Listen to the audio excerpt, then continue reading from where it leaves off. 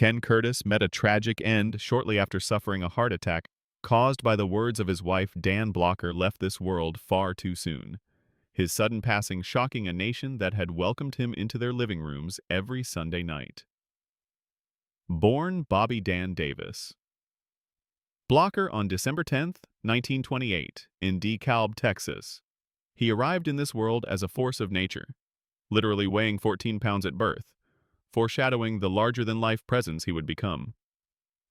Growing up in the dusty cotton fields of West Texas during the Great Depression's lingering years, young Dan learned about hardship, community, and the value of honest labor. His father worked the land, and his mother taught school, instilling in him a deep respect for education and hard work that would guide him throughout his life. Despite his imposing size, he would eventually stand 6 feet 4 inches tall and weigh over 300 pounds. Dan was known as a gentle soul even in childhood. Neighbors remembered him helping elderly folks carry groceries, protecting smaller kids from bullies, and always having a kind word for everyone he met. This contradiction between his intimidating physical presence and his tender heart would become the foundation of his most memorable work. The young Texan excelled in school, driven by his mother's insistence that education was the pathway to a better life. He wasn't content with just getting by. Dan pushed himself academically and athletically, playing football despite coaches initially worrying his size might be a disadvantage. After graduating high school, Blocker attended Texas Military Institute before transferring to Sul-Ross State Teachers College, where he earned a degree in speech and drama. His passion for performance was ignited during college theater productions, where directors quickly realized that beneath his mountain-of-a-man exterior lived an actor of surprising sensitivity and range. He could make audiences laugh with a raised eyebrow, or move them to tears with a subtle change in his voice. Following graduation, Dan served in the United States Army during the Korean War, an experience that deepened his understanding of duty, sacrifice, and the bonds between men under pressure, themes that would resonate throughout his acting career. After his military service, Blocker pursued a master's degree in dramatic arts, an unusual path for someone who could have easily relied on his physical presence alone. This commitment to craft separated him from many actors of his era. He taught high school English and drama for several years, genuinely loving the work of shaping young minds. Students remembered him as demanding but fair, someone who believed in them even when they didn't believe in themselves. However, the call of the stage and screen grew stronger, and in the mid-1950s, he made the bold decision to move his young family to California to pursue acting professionally. Hollywood in the late 1950s was a challenging place for character actors, and Blocker faced his share of rejection. Casting directors often saw only his size, offering him roles as thugs, brutes, and villains. But Dan refused to be typecast solely as a menacing figure. He took small parts in television westerns and crime dramas, gradually building a reputation as a reliable professional actor who brought depth to every role, no matter how small. He appeared in shows like The Restless Gun, Gunsmoke, and The Rifleman, always leaving an impression. Directors noted his professionalism, his willingness to take direction, and his ability to find the humanity in any character. Then came 1959, and with it, the role that would define his career and cement his place in television history. David Dortort, creator of Bonanza, was casting for a new Western series centered around a Nevada ranch family. He needed someone to play Eric Haas Cartwright, the middle son, a character who would need to be both physically imposing and emotionally accessible. When Dan Blocker walked into the audition, Dortort immediately knew he had found his Haas. What could have been a one-dimensional big guy role transformed under Blocker's skilled hands into one of television's most beloved characters. Haas Cartwright became America's favorite gentle giant. Week after week, viewers watched as this mountain of a man demonstrated that true strength lay not in violence but in compassion, loyalty, and moral courage. Blocker infused Haas with a childlike wonder at the world, a deep love for his family, and an unwavering sense of right and wrong. When Haas laughed, America laughed with him. When he cried, which he did unashamedly, grown men across the country found themselves wiping away tears. The character resonated because Dan Blocker poured his own values into every performance: kindness, integrity, and the belief that every person deserved dignity and respect. Bonanza became a phenomenon, dominating Sunday night television for over a decade. At its peak, it was the most watched show in America, and Hoss Cartwright was consistently ranked as viewers' favorite character. Fan mail poured into the studio by the thousands, with letters from children, parents, and grandparents all expressing their love for the gentle cowboy. Blocker took this responsibility seriously, understanding that he had become a role model for millions. He made public appearances at hospitals, schools, and charity events, never turning down an opportunity to bring joy to others, especially children. Behind the scenes, Dan Blocker was respected and admired by his colleagues. Lorne Greene, Michael Landon, and Pernell Roberts all spoke of his generosity, his humor, and his dedication to making Bonanza the best show possible. He was known for standing up for the crew members, ensuring they received proper credit and fair treatment. When he felt scripts didn't do justice to his character or the show's values, he wasn't afraid to speak up, always advocating for quality and authenticity.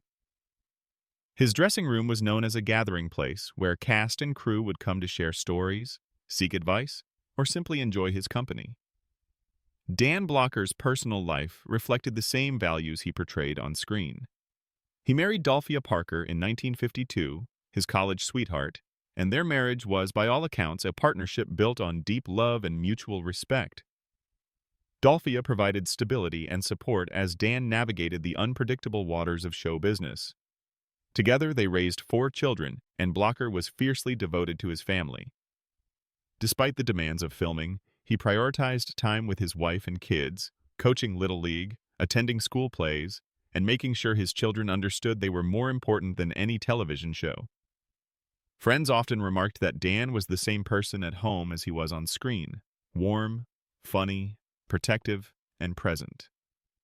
However, the physical demands of playing Hoss Cartwright were considerable. The long days on the Ponderosa set, often filming in extreme heat while wearing heavy period costumes, took their toll.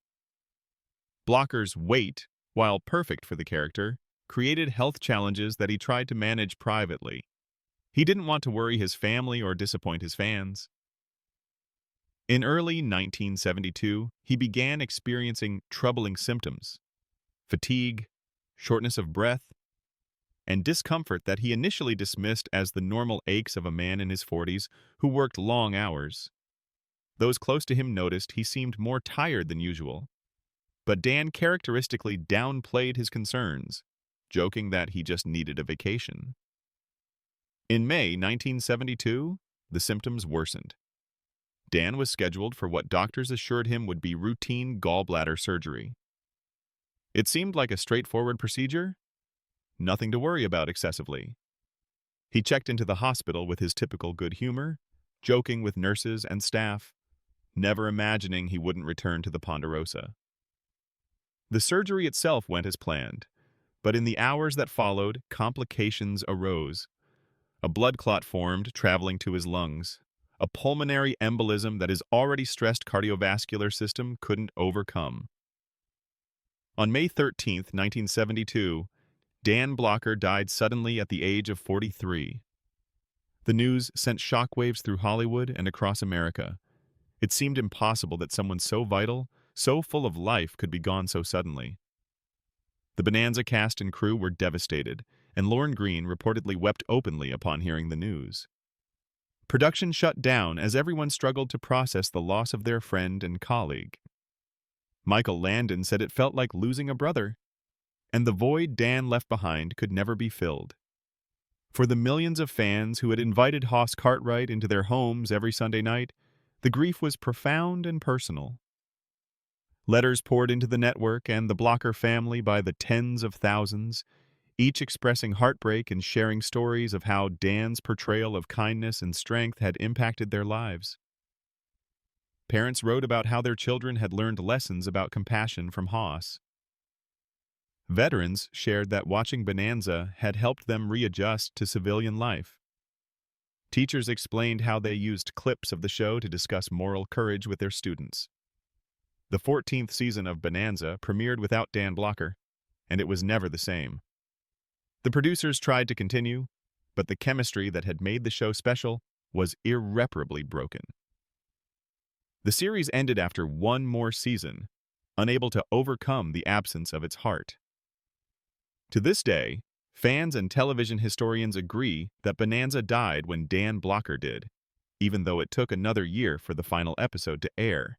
Dan Blocker was laid to rest in Woodman Cemetery in DeKalb, Texas, returning to the soil of his birth. Thousands attended the funeral, lining the streets to pay their respects to a man who had given them so much joy. The grave marker is simple and unpretentious, much like the man himself, bearing only his name and dates. No grand statements or epithets needed for someone whose life spoke volumes. In the decades since his passing, Dan Blocker's legacy has only grown.